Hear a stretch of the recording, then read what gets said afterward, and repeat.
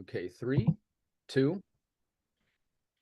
Welcome, ladies and gentlemen, to Holden's 11, and welcome back. We have a terrific guest tonight. I'd like to welcome comic creator and writer Corissa Grant.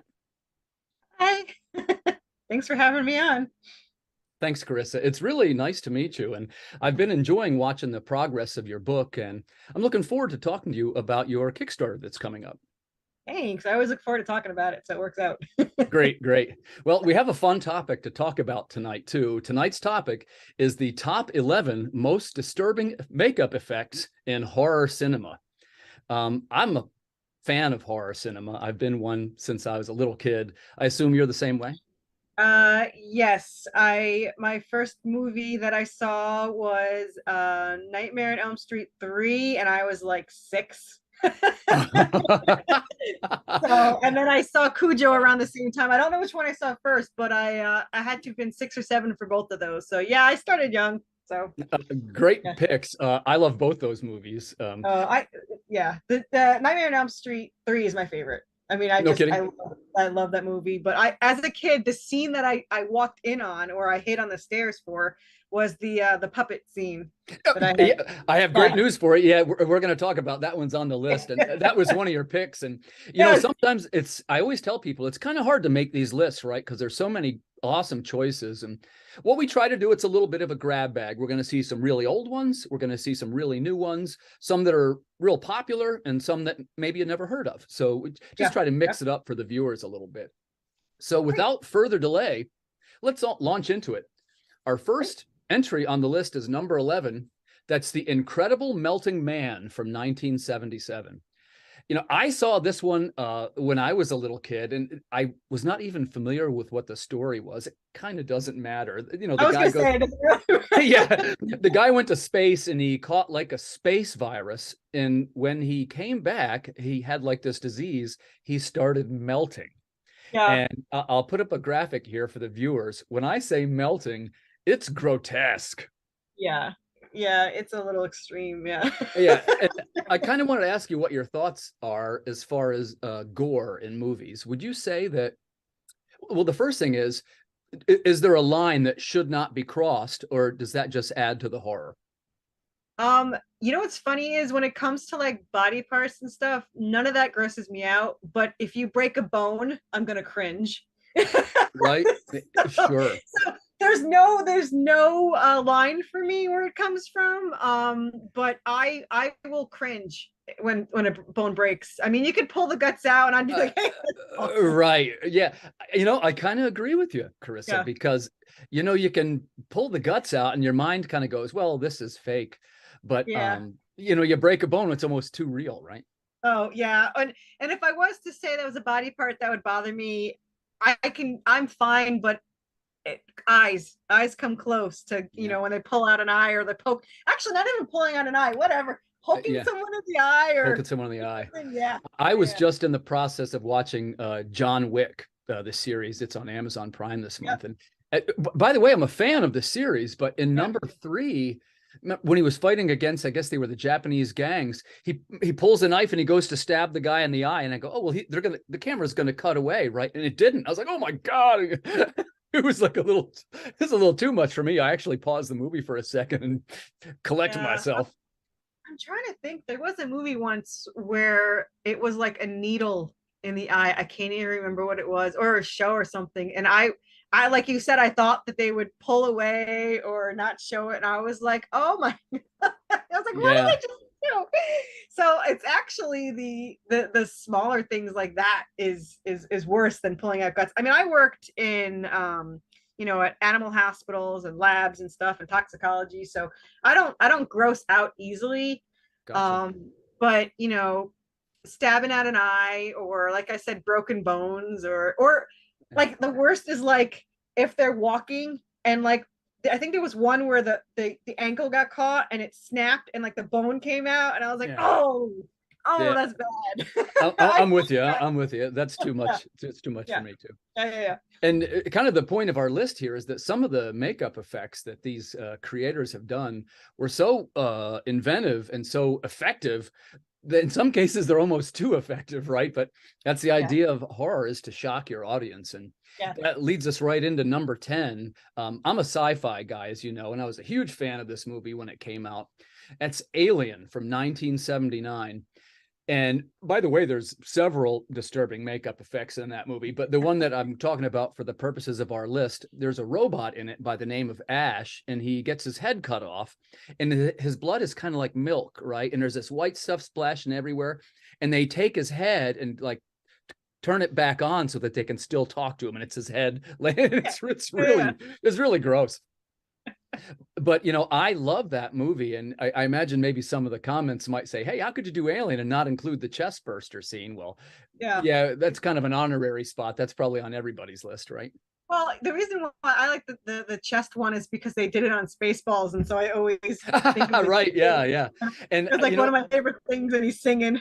So I read an interview once, and that what they said in the interview was that the director didn't tell the cast that they knew something was going to happen, but he wanted to get their reactions. And when you see, oh gosh, I can't remember. Yeah, the guys that they're having their breakfast or whatever, and they're like, oh, I can't believe they just saw something so terrible. It was, of course, you know, I was a little kid then too. I guess same as you. When I saw most of these, I was a little kid, and some of them were. I mean, you saw my well, you saw the older art, but issue 1 when he throws the head at her. By the way, we'll tie that in. Corissa was kind enough to share with me some of the art from her new book and from the previous issue. And the first thing is, I really enjoyed the art. Your colorist is on fire. Yeah, he's great. Yeah, they did a great job. Yeah. And by the way, they didn't shy away from the gore at all.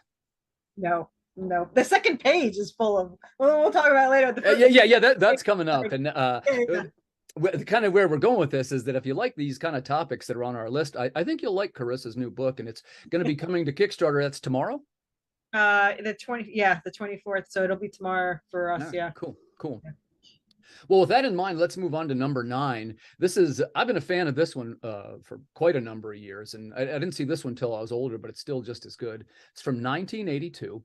That's John Carpenter's The Thing. Yeah. And what a great film, right? Are you a John Carpenter fan? I am. I very much so. And I don't know if I've seen the new one, but I saw the original. And I didn't see it then. That wasn't one of the ones I saw. I probably only saw it like a couple of years ago. Same here. It was. I didn't see it the first time, but I saw it. Well, maybe 20 years after it came out. Yeah, it's probably after 20 years. And I would say one of the ones that always gets me is the when he goes to the chest. That would be the exactly. They call that the defibrillation scene, and they're trying to start the guy's heart, and basically his chest cavity opens up, and first of all, it bites off the guy's arms. Yes. And then of course they didn't realize that it was the alien creature, and then he transforms into this grotesque tentacled monster with faces, and it's disgusting is what it is. Well done. But it's really scary. I mean, start to finish, and the controversy at the end, which I fully believe the ending. I have my own thoughts. I don't know if you have the thoughts on the ending, or I mean, it can't be a spoiler. It's been like 20, 30, 40 years. I do know what you're talking about, though. Yeah, but I know there's controversy, but to me, there's no controversy. It is what, it's the thing at the end. So it's yeah. And so they say that, and by the way, for viewers that are watching, our theme for these shows is that we talk about the things that we love, right? Like, we're not ragging anything. And if you haven't seen The Thing, man, we promise you're going to really dig it. Go check it out. Yeah, but watch you can watch both, but watch the original. And by the way, when you say watch the original, I always like to mention, I did see this one when I was a kid, The Thing from Another World. Of course, these are all remakes. The first one was in 1958. Wow. It's not as gory, but it is scary. Yeah. The scene that I remember from that is the guys go out, they discover the craft. It's in the polar ice. Well, they don't know it's a craft. And he says, everybody spread out. We'll see how big this thing is. And as they're standing, he goes, oh my gosh, it's a circle. And every home you go, wow, they found a flying saucer. It's really kind of fun. That's cool. Yeah. It is very scary, and I'm a fan of directors. I'm pretty sure that's Howard Hawks directed that one, and he did something that was very new to make it sound realistic. He had his characters interrupt each other while they were talking, because See? Yeah. that's what people really do. And prior to that, in movies, it wasn't like that. You'd say your line, then she will say her line. But in Yeah. his movies, characters all interrupt. What are you talking to? They all talk over each other, which is kind of Yeah, neat. that's like if you read our dialogue, I mean, some of it is not proper novel speak because that's not how a People lot of talk. people talk. Like he says it ain't a word, but we say it anyway. Right, right. And he does. And my editor is like, that's not a proper sentence. I was like, but that's how he talks. Yeah. So it makes it more realistic because he's just having a normal conversation. He's not all speech is proper. And I have gotten compliments on the dialogue because it's written out a lot. It's not forced because Right. I wrote these as novels first, so I had longer to write. So the whole thing was written and dialogue was a lot easier. But yeah, no, the whole proper speech thing, nobody does that. I like the interrupting thing though. Yeah, Like interesting. I didn't know. I don't think I knew that they were novels first. If you don't mind, could I ask you, how did you make the decision to move from novels into graphic novels or comics? so.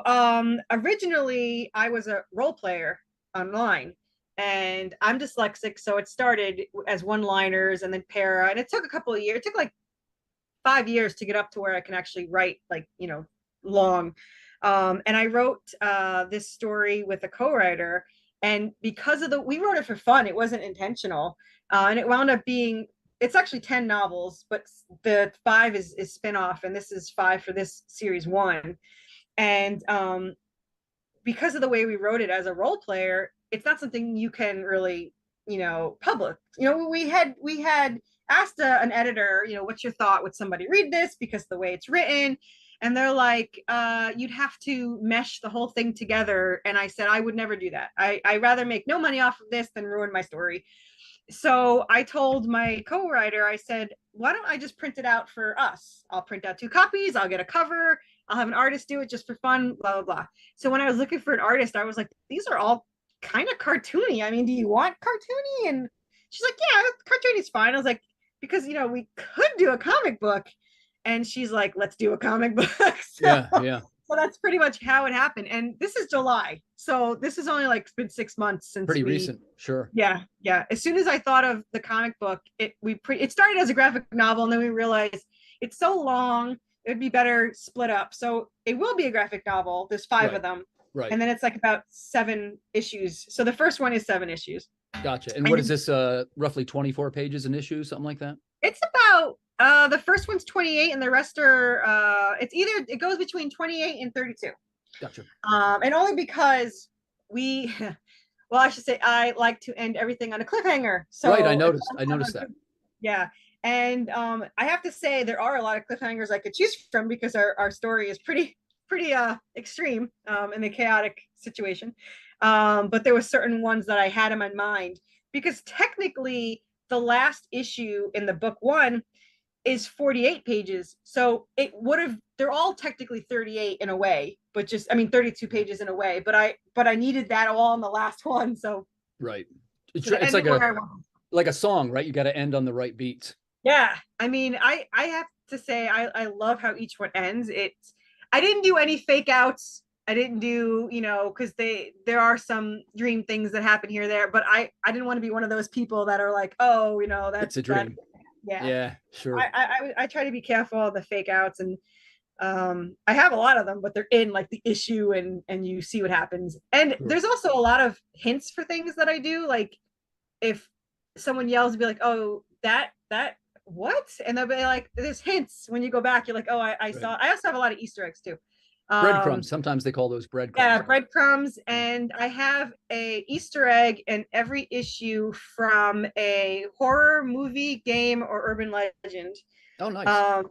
And for each book, whoever finds all of them first will get a prize, like a 3 bust of one of the characters. So yeah, my brother wanted to win it. I'm like, you're the editor, you know which ones are Easter eggs. You can't exactly do that. So I have people determined to find those. Some of them are easy. Other ones, you'd have to watch like Supernatural or play Resident Evil. So it's all thrown out there, but they're pretty I obvious. play Resident Evil. I'll try and Do you? Sure, Yeah, of course. Yeah, yeah. that's what started this whole thing, Resident Evil. No So kidding. Hey, yeah, we should do another one on video games. We're avid gamers over here. absolutely. Oh, absolutely. This wouldn't even be in existence if I did not see the commercial for Resident Evil 2 where the crocodile comes out of the sewer to get Leon. And I don't know why. I didn't even have a PlayStation. I told my parents I need PlayStation and I need to get this game. So we literally went out, whatever holiday was closest. I was like, I need it now. So whatever holiday it is, we went out, we got it, we rented the game. I could not make him move at all. Leanne just kept walking into the fire. My older brother, I'm so mad. I threw the controller and my brother comes in, picks it up and starts playing because he was the gamer. And I said, give me my controller. And I kicked him out. And then I played nonstop. And then I went out and bought the game and I was like, there's an auto aim? Like I was so upset. So upset that there's an auto aim. Yeah, I love Resident Evil. You make a good point though. The controls aren't for everybody, right? They call them the tank controls. Yeah, I didn't know what I mean, I played Atari and Coleco when I was a kid. I didn't have any of that. I mean, we had Nintendo, but I mean, I didn't really play it as much as my brother. He played Zelda and Super Mario Brothers and all that stuff. But our book 3, not to get ahead, is pretty much a Resident Evil like whole game going on. The whole book is them trapped in a city with zombies and monsters and all that stuff. So each book has a whole story going on. I mean, they're all connected, but that sounds pretty cool. Yeah, book 3 is my favorite because it's so Resident Evil-esque that I love it. So well, anyway, speaking of evil, we'll move on to number 8. And this is one, boy, that got some divided audiences about this and real controversial when it came out. And I actually had read this book when I was probably maybe 14 or 15. And even the book was just terrifying. This is from 1973. It's our number 8, The Exorcist. And the makeup effects on Reagan, who's the character there, are just so scary. And in particular, everybody knows where she's vomiting on the priest. And, you know, that's something that when you saw the movie, I was, of course, much too young to see this in the theater. It had been on, I think it was HBO in those days is where I saw it. But it was like, it wasn't like seeing a scary movie. It was like an experience a scary experience. And I saw it again recently and I think it holds up to this day. It's still just as scary. Oh yeah, I think I have to say, like, most of the horror movies from back in the day hold up really well. I mean, Local Guys and all that stuff, I mean, all of that, I mean, it still scares. I mean, I've never been truly scared of a movie. The only one that had a lingering effect on me, and I was a teenager when I saw it, so it's kind of sad, but the clown It. Sure, yeah. He's coming up. It was the sound of the shower, and my shower made that noise, so I would like shower with my eyes open on the drain. So that was the movie that probably affected me. Gotcha. Yeah. Well, I was a fan of horror writing back then, and I still read those kind of novels today. And that was kind of the first time, I think, that I had seen a movie that was based on the book. And the book was so scary. It's like, well, the movie won't be as scary as the book. And it was. And it's something where I'm not a particularly super religious guy or anything. Much respect to people that are. I was raised Catholic, but I'm what they call a lapsed Catholic. It didn't quite take. But I am Catholic enough to where I watch Exorcist and I'm scared. Like, to me, it's like demons could kind of be real to me. So, it's hard to get, but the Vatican will actually come perform an actual, if it's like 10 grand. Well, it was 10 grand. I don't know how much it is now. It was 10 years ago, it was 10 grand. They'll really perform it for you. So whether you believe it or not, it's something's out there. It's something you can do. Yeah. Well, we were talking earlier about zombies. Let's circle around and we'll talk about zombies a little. And this will tie into your book too. So our number 7, the one I chose here, this is from 2004. This is it's actually the remake of Dawn of the Dead. Yeah. And this, of course, is the Zack Snyder version. And all the Night of the Living Dead movies are good. They're all pretty good, right? But what I liked about this movie, I'm a fan of Zack Snyder. I know not everybody loves him, but in fact, there's two scenes in this one. Number one, where the girl like bites her father's neck when when the girl turns. Yeah, boy, that was grim because it shows just bite right into the flesh and pull it out. And of course, the second one where they pull the biker's guts out, if you remember that was pretty grim. Yeah, and that's something where I mean, what do you think of Zack Snyder? Do you like his work? I do very much. Yeah, yeah. I mean, I don't particularly go out and like look for his stuff, but I've never really been too disappointed that I could think of that I liked his stuff. But I really did like that movie. I thought it was really well done, and I was very gross. and, but I like them when they're not like they're gross, but that's not all they focus on. I mean, it had a good story. I mean, a good story. Yeah, and he had good character development too. Characters, right? Had, Ving Rhames is the cop. There was the guy who had the pregnant wife. That was pretty interesting. The pregnant. Yeah. I guess honorary mention for disturbing makeup. Yeah, I was gonna say. I thought that's what you were gonna say. So when I was like, yeah, the pregnancy one was. Again, for the viewers, if you haven't seen that one and you like disturbing makeup effects, check out Dawn of the Dead. That's the 2000. That's another one with an ambiguous ending, where you don't technically know. Right. We're on the island. They land on the island, and the zombies come rushing out, and then the camera cuts. Right. Yeah. So you don't know. I mean, we can say they got back on or whatever, but they don't really say. So that was an ambiguous ending, which is a big word for me to use. Hey, well, you're a writer. You're a writer. Yeah, that's right. Well, you know what's funny is I'm dyslexic, and I have a really hard time spelling words, but I have a huge thesaurus in my head. Like I know these huge words and I cannot spell them. And I have to dumb down my own writing sometimes just so I can get it, because Google helps me a lot now. When I was a kid, this spell checker my parents bought me did not get my words. Like it would not figure it out. And Word isn't very good at getting my words, but Google has been better.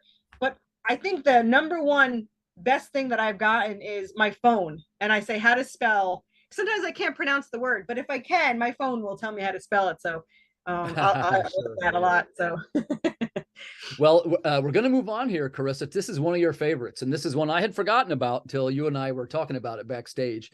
This is our number 6. It's from 1984. It's the first Nightmare on Elm Street. And the scene in particular we're talking about is called the puppet scene. Can you tell us a little bit about it? Yes, this is this is the third Nightmare on Elm Street. I'm sorry, it's Nightmare on Elm Street 3. Dream Warriors, I believe. This is Dream Warriors, and I believe that he was the heroin dealer, the heroin user, and Freddy like cut his veins, and then he pulled the veins out, and from my recollection, it was like outside the building, I believe. But he's like a puppet. Yeah. He's like a puppet using the thing. A marionette. I'm sorry, it should be right. Yeah. It's different than a puppet, but a marionette. And that's what I saw when I was a kid. When I was, let's see, this was 84, so I had to have been around 6 or 7. So yeah, that scene was that whole movie was good. I mean, he improvised the line "prime time," that was all him, and that's one of my favorite times. I mean, that's been, but for some reason it always sticks in my head is the marionette scene. And I just thought it was like, and as a kid I was fascinated with this, which I don't know what that says about me, but I was just like, holy crap. Yeah. And it was so well done. It looked so real. I mean, it wasn't particularly per se scary, but it was such a gore scene to see. And I've been to the Bodies Museum. I don't know if you've ever been to the Bodies exhibit, but they show you all the veins coming out, and it looked pretty realistic to me. So yeah, it was. I actually had forgotten about it till you and I talked about it, and I went back and looked like, oh my gosh, yeah, we got to put this on the list. Yeah, and thanks for reminding me before the viewers get on and blast me in the comments. It is Nightmare on Elm Street 3. I said number 1. So but by the way, again, they're all really good. So if you haven't seen some of these movies, go ahead and check them out. I feel like 1 was more bloody than scary. I mean, especially was the Johnny Depp scene where they used, and he even said he used more blood than when actually is inside a human being. Yeah, you mean the scene with the bed and stuff? I remember that. Yeah. That was way more blood than one human contains, but it was still really good. So, but Well, Anyway, I got a good one here for number 5, and this is a franchise now that lives on, and it's doing pretty well. I'd love to hear what you think about this. This is 1987, The Predator. And as I was saying before, I'm a little bit more of a sci-fi guy. And the yeah. first time the Predator took his helmet off, I was like, what? It was like the weirdest alien face I had ever seen. And there must be something to it, because here we are 40 years later and there's still movies coming out with predators in them. Well, you know what it was? It was absolutely unique. I mean, he wasn't gross. He was a whole other species of Yeah. alien. I mean, and the mouth and the little Yeah, and he's the little jaws and the yeah, I mean, yeah, it is very unique, and it did not look like makeup. It did not look like you put right, makeup. It looked right. like a whole other species decided to come here and do this scene for us. For all we know, it could be. We don't know. But it Right, was so realistic. I think that was the thing that why it sticks with you. And I mean, and technically, I mean, he's just a hunter. I mean, we right. do hunt for animals, so he technically is not wrong. He is a hunter, and but yeah, to take off that helmet, man, it was like, damn. Great job by that Yeah. makeup designer. That, like I say, that's a design that lived over the Oh yeah, years. it's not CGI. I mean, it's actually makeup. It is what. And I don't know if Right. you ever seen the show Face Off. I used to like that I show, but have, yeah. yeah, and I love to watch the makeup happen. But just to think about how they did things back then, it's so much. I love practical makeup way more I than. do too. And for our list here, I did try to focus on just about all of them are what I call practical effects. And Yeah, yeah. None of these were CG. No. yeah, one of the great examples, and I'm a fan of this movie still today. This is 1986, The Fly. And he was a character at that point, they called him Brundlefly. And the premise is, if you haven't seen the movie, he's a scientist who's going to make a machine that transports matter. And he gets into the machine and there's a fly in there with him, and it blends their DNA together and he becomes this Brundlefly. And the makeup effect in particular that is disturbing for this list. Do you remember the way he eats? He Yes, vomits on the yes. guy's leg. Yeah. I would Yeah. say that is actually, I think on the list so far, that actually is the most gross to me so Yeah. far. It is I think disturbing. that was, and he was nasty looking. I mean, he was He like, was, yeah, man. I mean, slimy. I think it's slime. I don't like slime. I mean, Yeah, I yeah. mean, just the thought of touching the slime, like I'd rather pet the predator than slime, and get this on my hand and just be like, that's disgusting. I mean, blood, whatever, Yeah. slime, mucus, vomit. Oh And no, by the way, one of the early roles for Jeff Goldblum, who ended up becoming a superstar. that was one of it. It wasn't his first. Was it his first? No, I don't think it was his first, but I no. mean, But it's one 86, it's memorable. back there. Yeah, Yeah. yeah, that was Um, pretty good. And then it wasn't a remake. Wasn't there a two with Eric Stoltz? Was it yeah, two or it's three? like Return of the Fly, I think he Yeah, was in. yeah, Yeah. yeah. And then since you mentioned it, The Fly itself is also a remake that was from the originally Oh yeah, 1958. And to yeah. me, again, this is one man's opinion. Your mileage may vary, but the original The Fly from 1958 is the scarier film. And it's Of because course. the ending of it, of course, I saw it when I was younger, but remember, he's caught in the web of the spider and they hear this, help me, and they look Of down and course. it's a fly with a human face. And I can remember Yeah, seeing that. And I kind of get chills telling you right now. I was so creeped out by that. yeah, man. Especially back then. I mean, you didn't really expect a lot. Like when it came, I mean, Yeah. we've I don't want to say I think a lot of us have become desensitized to it. And it's sad to say, but when you see a really good one, Yeah, you remember him. yeah, you remember. I mean, these are all older on the list, but they like you said before, they held up so well. Yeah. I mean, I could watch these nonstop. I Yeah, mean, these are all good ones. And I had this next one I'm going to bring to you. I have two questions that I want to ask you about, because I think this one's, I know it was a movie that you hadn't seen, but we chatted about it. But I became a fan of this guy after following some of his work. He's a fellow by the name of Guillermo del Toro. And this is from 2006. We're moving up to some newer movies now. This is a character they call the Pale Man, and he was in a movie called Pan's Labyrinth. yeah. And I wouldn't say it's the most popular movie. I guess you'd say it's more of a cult following. This is it's subtitled, right? Yeah, So, and I guess that's Spanish, right? And what I they think it's did Spanish. Yeah. was, and by the way, there's many great characters and the story's terrific, but The the part artwork, that sticks with the me, makeup is great. yeah, the makeup was amazing. And I'll put a graphic up here for the viewers, but it's the character who he's a face without any eyes, and the way he sees, he holds his hands up in front of his face and there's eyes on them. Yeah, And of course, when you said, when you were talking about it, that's who I pictured. So even though I uh-huh, didn't see the movie, that's who I know because yeah. he's so well known for that movie. Right. And Yeah. again, that's one of those movies, right? Where, and when you, oh, it's Pan's Labyrinth, it's kind of promoted as like a fantasy.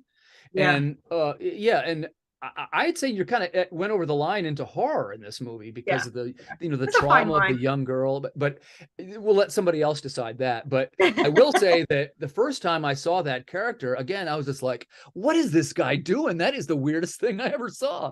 And, again, here it is, 15 years later or whatever, and we're still talking about him. Actually, you know who that reminds me of that you said that? I know it's not really related to it, but do you remember Beetlejuice?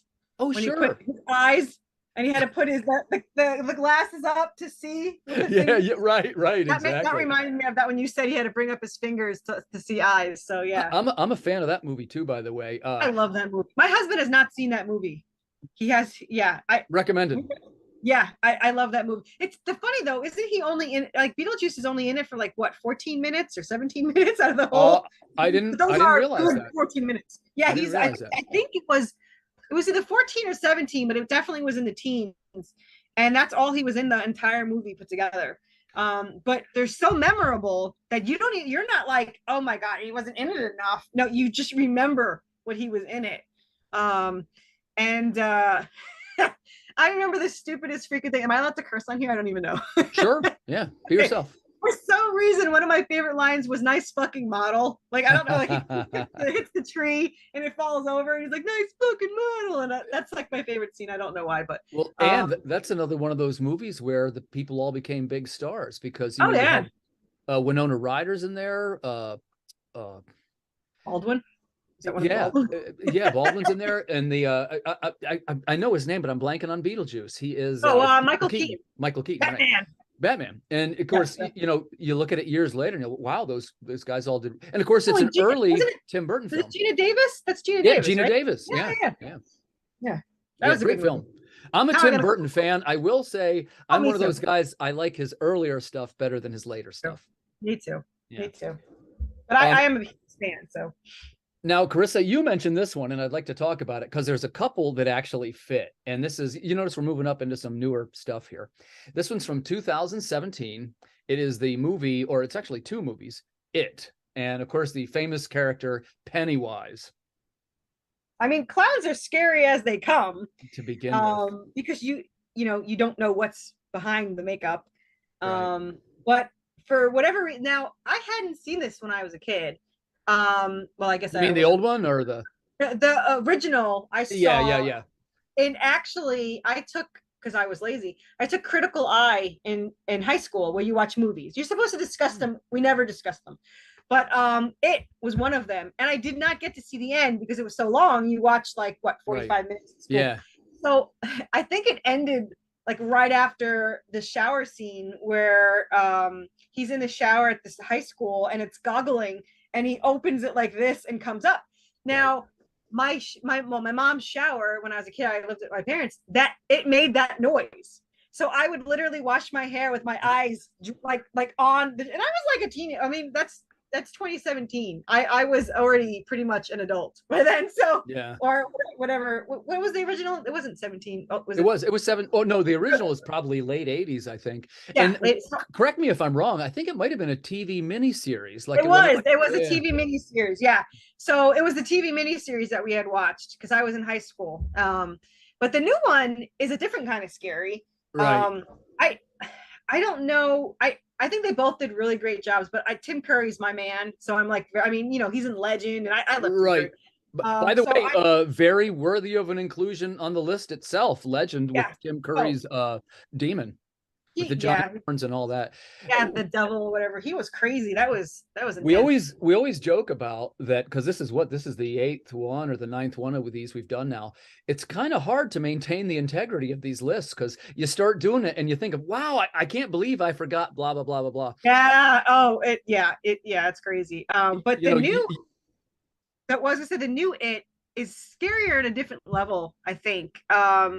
Like the house scene, when they were in the house scene and you pick the doors. I mean, those are pretty creepy. It was. I remember there's a movie projector scene where it's like a slide. He comes out of the slides. I was watching it. We took it was myself, my wife, and my son, who at the time was like 7 or 8. And my mom was with me, who she's a little older. She's 70, right? And I mean, we were screaming. I mean, not like, I mean, it was 4 of us. We were screaming our heads off and, pulling blankets up over our head. And obviously, we were getting into it. That's part of the fun of a horror movie. Yeah. But I mean, it's not like, well, it's kind of scary. That sucker was scary, man. Yeah. Yeah. And since you mentioned it first, I feel like I almost have to mention, the Stephen King work. I was also a fan of Salem's Lot. I don't know if you're familiar with that one. That's one of his older ones, but that was the vampires. And that was I never read the book, but I did see. It's really good. That was a really good. That was the vampires. Right, right. And the vampire, he looked like Nosferatu. Yep. Yeah. And of course, I was young when I saw that. I didn't know who Nosferatu was. And so, I mean, to me, that was scary. And what almost made the list, because I know a viewer will mention it, there's a scene in there where the dead boy comes back and he goes up to the kid's window and he's not walking. He's kind of floating. He's going, "Let me in, Mark." And I'm telling you, I could not sleep for 3 nights after seeing that. I love that. I think The Simpsons made fun of that once. They do. Yeah. Montgomery Burns does it. Yeah. Yeah, let me in.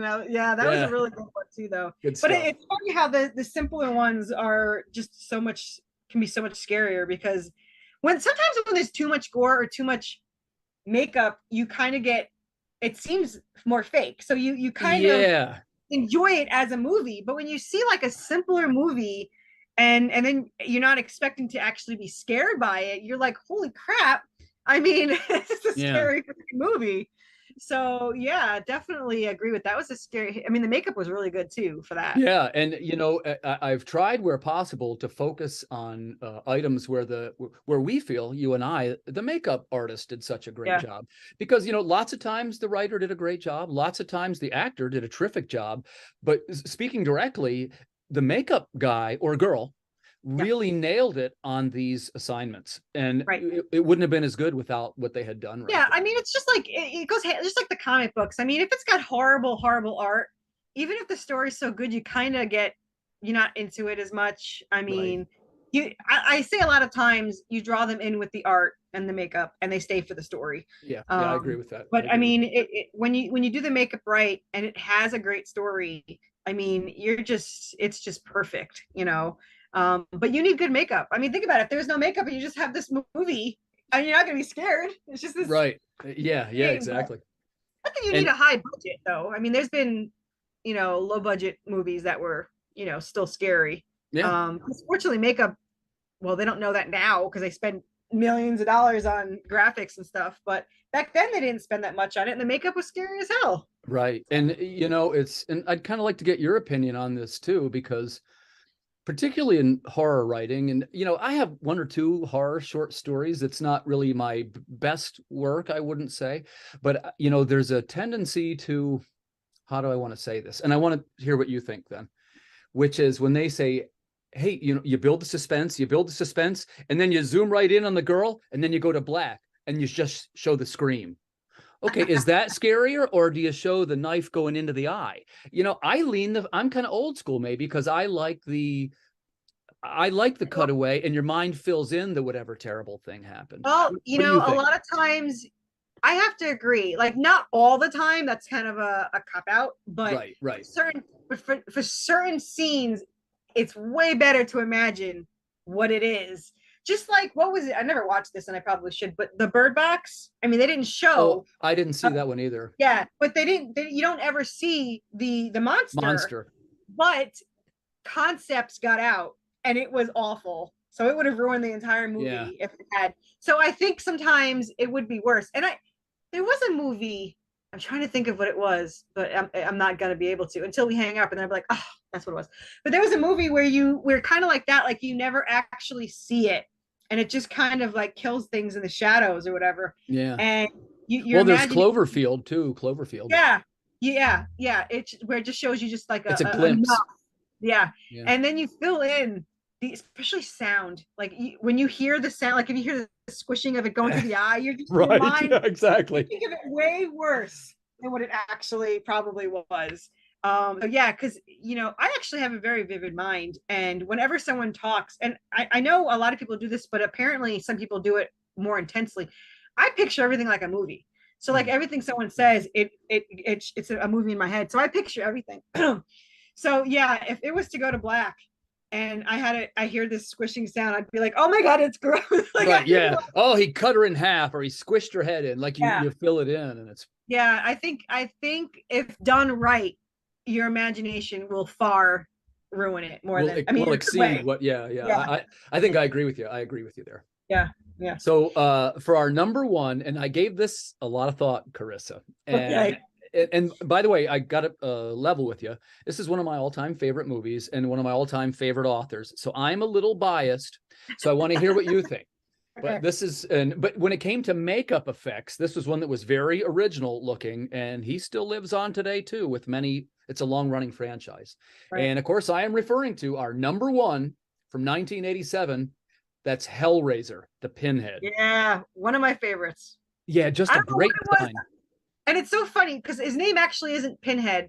Right. But that's not as, like, they never say it through the movie. They don't. In the book, he was just the lead Cenobite. It's the Cenobites is what they are. I love that movie.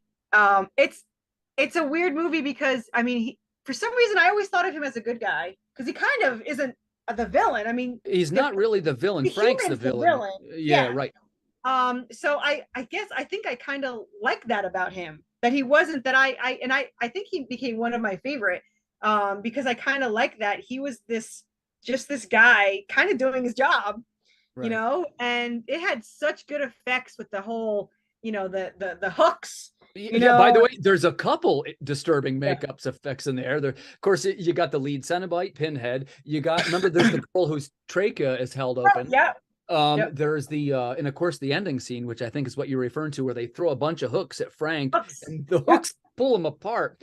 And and I'll tell you, it's all in the way a movie is directed. Like, one of the scariest parts to me was, remember, they're moving a mattress and the camera zooms in on this nail on the wall. And you're like, oh my God, he's going to gore his hand on this nail. Yeah. And it shows the nail just tear it open.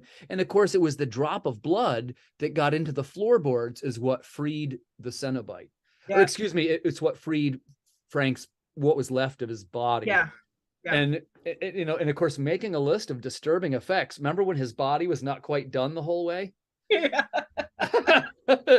Dude. And of course, great movie. Yeah, and of course that's Clive Barker. I feel like I got to mention him. Oh, I love. Yeah. Are you a fan?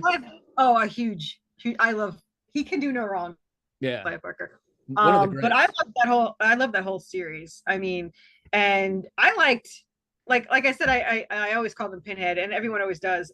Like you said, there is no name for him, but for some reason, every movie related to that guy. I don't know why, but I cheered for him. I was like, yeah, he's here to do whatever, and I like.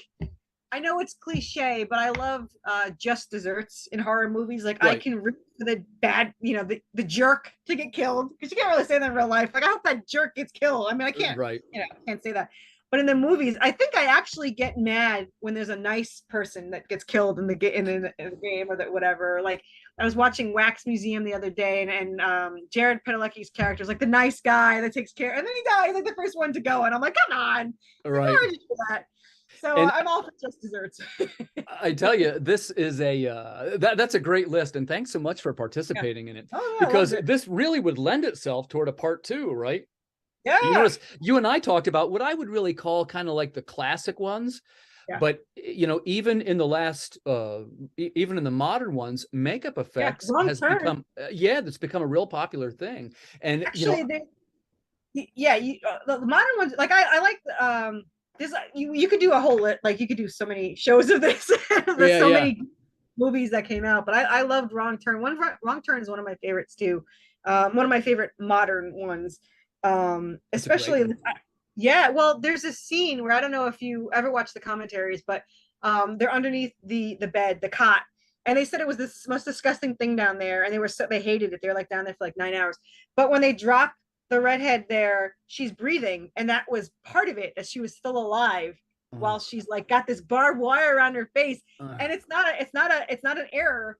It is that she is still alive. So it's like those little things that are just like Makes it more make it disturbing. so much worse. I mean, it's Yeah. so much worse. But I do find it a lot worse, like the buried alive kind of things, or like you said, you don't really see what happens, but something happens. There was some Or good makeup effects too in are you a fan of Cabin in the Woods? Do you know that one? yes, That's a the pretty good Cabin one in the too. Woods was awesome. I love the spin on it. Yeah. We could do a whole show just on that. Yeah, I know, I know. My favorite is the chaos at the end, the riot or whatever. And I'm trying to like point out that guy's kind of like Pinhead. I said that guy's kind of like Pinhead. He has the buzz saw and I Yep, loved yep. it. I love the unicorn. That was Yeah, yeah, yeah. and There's a lot of gold in oh this subject yeah, matter that we could talk yeah. about for hours. And Oh yeah. I wanted to say, well, first, like I was saying, thanks so much for participating in the list. I thought this was a really fun one. Yeah. And for our viewers, I think if you really dig this kind of subject matter, I think you would probably like Corissa's new book, Redemption. And it's coming to Kickstarter this week. I'm looking forward to it. And I'm going to share some of the artwork for the folks at home so they can see some of the page art. I think your you have a terrific creative team. Yeah. First question, can you tell us a little bit about how you got the inspiration to create it? So this one was pretty much inspired by Resident Evil, but it has a bit of supernatural, and it has mostly it was zombies. It started out as zombies, but it became this whole other situation. It's not just a horror thing. It's very hard to genre this book, because it's horror. It's got all the guts and glory, and we have a warning in the front that says, proceed at your own risk. Yeah, I saw that. And adults only warning. Yeah. Adults only. Yeah. So it has that, but it's also like action and adventure. And I started as a role player, and I developed this story, and it kind of got away from me. Like I started it as a little horror thing. I mean, I think you read it, so the first couple of pages are extreme from the very start. Yeah. With her family gets torn apart and slaughtered, and it's like page 2, and it's like and like it starts from that. So my inspiration is pretty much all the horror games, Silent Hill. Oh, I love Silent Hill. I was hoping you would mention that. Oh yeah, it's very Silent Hill-esque, especially the town. You're trapped in this town merging with hell, and there's mist that comes up, and it's actually sulfur that comes up. But I mean, you could see hellhounds come through the portals and stuff. And when I was writing it, it was the town to me was Silent Hill in my head. I was thinking of how Silent Hill was and how creepy that would be to wind up getting to the edge and there's nothing there. There's no road left. Do you remember in the Silent Hill, and actually the first one is the one I remember the best, the street names were named after famous horror writers? Yeah, remember? I Yeah. love King that. Avenue and Matheson Avenue. Yeah. I love all that stuff. Like I have Easter eggs in mine. I have certain things from Resident Evil in the background. I have things from, some horror movies I don't want to say because I give it away. Yeah. Don't give away too much because we're going to talk about your Kickstarter. Yeah. Well, it's so funny because everyone's like, don't give spoilers away. This story has so much in it. There's literally nothing I could say that someone would be like, oh, now it's ruined. No, it's so much to it. I mean, they tell you in this is issue 1 through 3. And we're called Worthy Chaos for a reason, because the very 2 especially are very chaotic. Like everyone's like, everything happens all at once. And I go, yeah, it's chaotic. I mean, it's what happens. And I read certain comic books, especially indie ones, and they'll be like in a room for the entire, issue talking or doing a game or something. And I'm just like, well, we went through here, and they're through a church, and they just fought some zombie mermen. So it's like all this stuff that happens. Speaking of video games and horror, have you seen yet The Last of Us on HBO Max? I have not. I don't have HBO, but I think I can still watch it. I'm not sure. It's pretty good. Yeah, I heard that it was very true. I didn't play the game, but I know of it and I know it's amazing. And I've heard nonstop reviews about how good it's pretty it good. is. And also, I So, mentioned it to you, Carissa, because based on what you are telling me of things you like, I think you would dig it. oh It's a yeah. very close cousin of Resident Evil. Yeah, I mean, Resident Evil to me used to not be able to do no wrong. I mean, Resident Evil 2 was the first real game I ever played. I loved Resident Evil 3. I liked Resident Evil 1, but the keys drove me crazy. You know, everything was a damn key. You're in a mansion, you're in every damn key. It But the started to story, drop off around 5 or 6. right? I mean, I have something like that. They're in a mansion in this. Oh, they're in a haunted asylum in book 2, and they have to find their way out. But I didn't want to do keys. I'm like, keys would drive me crazy. They think they have to find keys, but Yeah. it's a whole thing. But and like I said, like book 3 is zombies galore. I mean, it definitely goes out of its way. I have to say, like people say, what would you describe it? I would say never boring. Like it doesn't get any boring at all. And I'll say to my friend, I'd be like, I feel like nothing happens in this issue. And she's like, let's see, they fought some skeleton birds, and they fought you know, the demon, and she was thrown off a bridge or something. I mean, it was like, oh, I was like, yeah, that happens, but I mean, you know, but there is a lot, and it does balance out. I will say 1 and 2 are the most chaotic, you know, because you have the beginning where you find out why they got separated. They thought each other was dead for 10 years, you know, they got separated, and they meet up again in town, and then they find out they're trapped there. And my 2 characters are soulmates. It's not mushy romance, but that's their connection, you know. Yeah. She's an angel descendant, he's a demon descendant. And they are soulmates. They've lived through multiple lives. They don't have any memory of it, but their fathers do. Her father's an angel and his is a demon, and they're actually at war, and they drag their kids through literal hell. Like they just, you know, and it's all for I don't know if you know my logo. It's this is an angelic weapon that I created 17 years ago, and it was to hold the souls and be brought to heaven by her angel father. And all our demons and angels are based on mythology or scripture, because I used to watch like Supernatural, and I'd be like, why are you using the name if you're not going to have the character be anything like it? Right. You know, it always bothered me. If you're going to you call them something else. Like, why would you do that? So our story has a lot of demons and stuff from, you know, I mean, we put our own spin on it, of course. Like our hellhound is a mix of wolf, hound, and dragon. So and that's at issue 1, and then it comes full circle later. We have the zombie merman, which is probably our unique one. And we have a lot of we have Anubis, and he's my plushie. That's cool. Yeah. And is this something going to be favorite. available for the Kickstarter? Yes, he's in the Kickstarter. He's a higher tier. These are all handmade. I love him. Now I have been said, you know, Anubis isn't evil. I said he's not evil. He's being controlled in this, and in series 2 he actually is his, you know, godlike self. He's an Egyptian god of the underworld. We have other ones, like for book 2 we have this demon. He's actually a fur demon, which is a dark cupid. I gave him a petticoat because he looks awesome in it. So he's actually a deer demon, and he's actually an add-on, because if they're not in the story, I put it as an add-on just so, because people liked it. Everyone wanted to buy Anubis. They were like, are you see for sale yet? I was like, no, it's Kickstarter first. And then we'll see. I do have a lot of things for Kickstarter. Like I have stickers, I have these hats, which I actually bought for me, but they came out so well that I was like, well, I'll put some on there. That is pretty cool. Yeah, I love my logo. Like, yeah. All I could say is thankfully the designer gave me, and he probably regrets this, unlimited revisions, because if you saw what he first gave me compared to what I made him do, it's completely different. I tortured that poor guy.